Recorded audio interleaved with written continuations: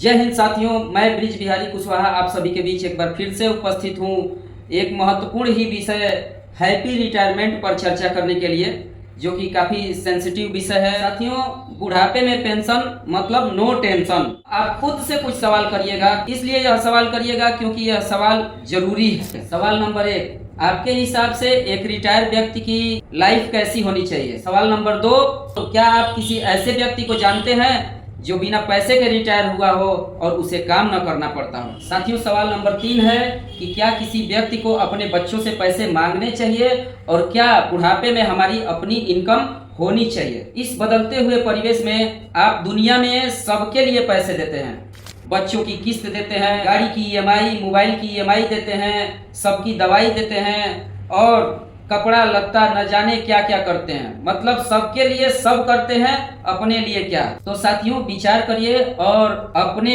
उम्र के हिसाब से अपने रिटायरमेंट के लिए सेविंग जरूर करिए। जैसे अगर आपकी उम्र 35 प्लस है तो आप अपनी इनकम का 20% सेविंग जरूर करिए। अगर आप युवा हैं और आपकी उम्र 35 से कम है तो आप अपने इनकम के हिसाब से 10% सेविंग जरूर करिए और यह 10% सेविंग आपको लाइफ में आपके फ्यूचर गोल को, आपके भविष्य के लक्ष्यों को प्राप्त करने के लिए बहुत ही सहयोगी होगा। इससे भविष्य में आपके रिटायरमेंट पर आपको जीवन भर गारंटीड इनकम आती रहेगी। मैं ये नहीं कहता कि आपके बच्चे आपकी सेवा नहीं करना चाहते, वे चाहते हैं, लेकिन उस समय उनकी परिस्थितियां अलाउ नहीं करती।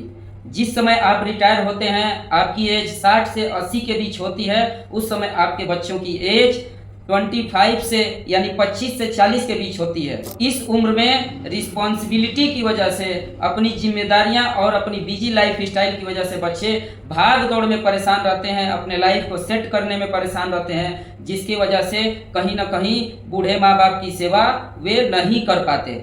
इसलिए साथियों, हमें ऐसी सेविंग, ऐसी व्यवस्था जरूर बनानी चाहिए जिससे बुढ़ापे में हमें लाइफ टाइम इनकम गारंटीड आती रहे और हमें किसी और पर निर्भर न होना पड़े। ये साथियों, सोचिएगा जरूर और निवेश जरूर करिए अपने फ्यूचर और अपने रिटायरमेंट के लिए।